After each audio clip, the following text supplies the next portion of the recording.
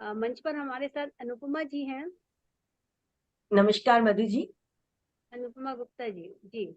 हाँ, आवाज आ रही है मेरी? जी आ रही है। स्वागत अनुपमा हाँ। जी। हाँ, और नमन प्रबुद्ध मंच को आपको बहुत बहुत धन्यवाद कि आपने इस मंच पर मुझे रामलला के बारे में कुछ दो शब्द बोलने को कहा, क्योंकि बचपन से रामायण पढ़ती आई हूँ तो रामलला कहीं अंदर विराजित है। और राष्ट्रकवि मैथिली शरण गुप्त जी ने साकेत में जो उनकी रचना है उसमें उन्होंने लिखा है कि राम तुम्हारा चरित्र ही काव्य है। राम तुम्हारा चरित्र ही काव्य है, कोई कवि बन जाए सहज और संभाव्य है। भारत वह धरा है जहाँ ऐसे महान नायक और महान अवतारों ने जन्म लिया है, जिनकी जीवन शैली, जिनका चरित्र लाखों समय की सभ्यता में मनुष्यों ने मूल्यों की तरह स्वीकार किया है। और ऐसे ही भगवान विष्णु के सातवें अवतार प्रभु श्री राम त्रेता युग के सूर्यवंशी, जिनका जन्म हमारे लिए एक महान गाथा तो है ही, हमारे नैतिक मूल्यों और चरित्रों के लिए भी उदात्त उदाहरण है। उन्होंने कोई चमत्कार नहीं किए, उन्होंने कोई देवी शक्ति नहीं दिखलाई। साधारण मानव का जन्म लेकर अपने चरित्र को निभाते हुए उन्होंने यही बताया कि समस्याएं आएंगी, समाज में आती हैं, लेकिन उन समस्याओं से घबराएं नहीं, संयम और धैर्य के साथ किस तरह से उनका समाधान निकालें। राम ने बहुत सुंदर तरीके से इसको प्रस्तुत किया है।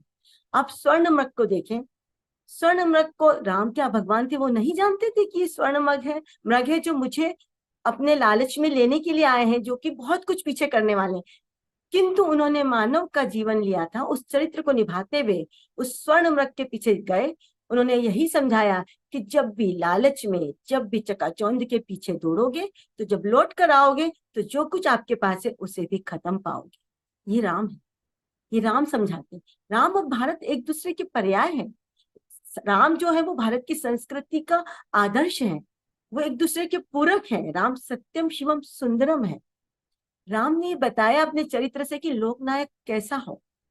जब लंका कांड में रावण का वध करते हैं, उस समय जब अनेक तीर चलाने के बाद भी रावण की भुजाएं और शीश कटते हैं, वो वध नहीं होता है। वैदेही घबराती हैं कि ये क्यों नहीं वध कर पा रहे हैं, राम भगवान है फिर भी वध नहीं कर पा रहे हैं। त्रिजटा तब उन्हें एक ही बात बोलती है कि रामचंद्र जी क्या सोचते हैं, वो केवल यह सोचते हैं कि यही के हृदय बसती वैदेही है, वैदेही हृदय मम बास है, मम उर बसत भुवन अनेक है, लागत थी बाण सबकर नाश। वो लोकनायक थे जिन्होंने ये समझाया कि महान विपत्ति के समय अपनी निजता, अपने निजी स्वार्थ को छोड़कर आपको प्रत्येक उस इकाई का ध्यान देना है जो आप पर आश्रित है। लोकनायक ऐसा ही है। मुखिया मुख सो चाहिए, खान पान को एक, पाले पोषे सकल अंग, खान तुलसी सहित विवेक। ये रामचंद्र जी है। राम ने अपने उदात्त चरित्र से हमें समझाया है कि जीवन को कैसे जीना है, समस्याएं आएंगी, उनका कैसे समाधान निकालना है। ये आदर्शोन्मुख यथार्थवाद है जो राम ने हमें दिया है। और हम बहुत सौभाग्यशाली हैं कि आज हमारे पास प्रथम, विश्व का प्रथम महाकाव्य, जिसके संस्कृत में 24,000 श्लोक है, वाल्मीकि रामायण, जिन्होंने राम गाथा लिखी है। महाकाव्य के महानायक राम हमारे राम है। गोस्वामी तुलसीदास जी ने 16वीं शताब्दी में श्री रामचरितमानस लिखकर जन जन में, घर घर में राम को पहुंचाया, रोम रोम में राम को पहुंचाया है।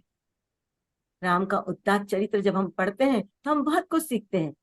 वो जहाँ साहस, पराक्रम, त्याग, धैर्य रखते हैं, वहीं स्नेह करुणा के भी अवतार। जब विभीषण उनसे मिलने जाता है, कितना आराम से वो लिखते हैं।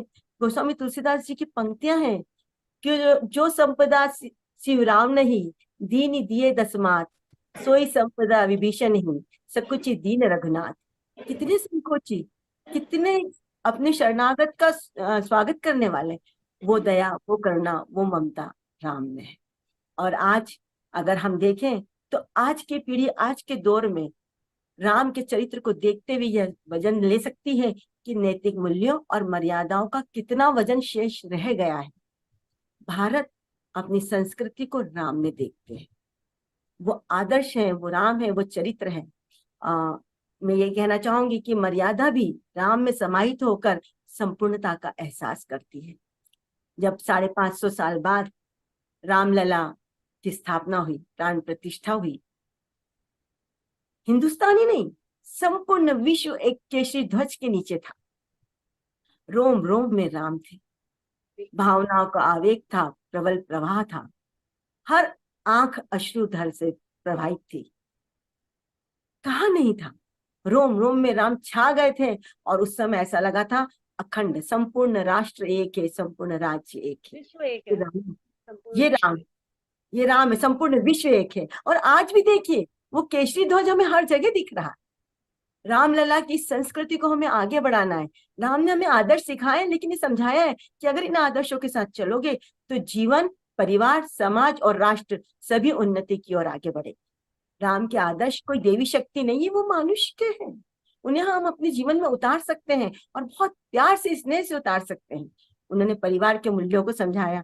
उन्होंने ये बताया कि माता और पिता यदि दोनों आपको किसी कार्य के लिए सहमति देते हैं तो निसंदेह उसमें आपकी भलाई छुपी है, आपके लिए वो कल्याणकारी है। बिना सोचे समझे आप उस पर पग बढ़ा दीजिए। ये राम है, ये राम सिखाते हैं, ये राम की शक्ति है, हमारी संस्कृति है। इसलिए कहते हैं भारत और राम एक दूसरे के पर्यायवाची, एक दूसरे के पूरक है, एक दूसरे के साथ है।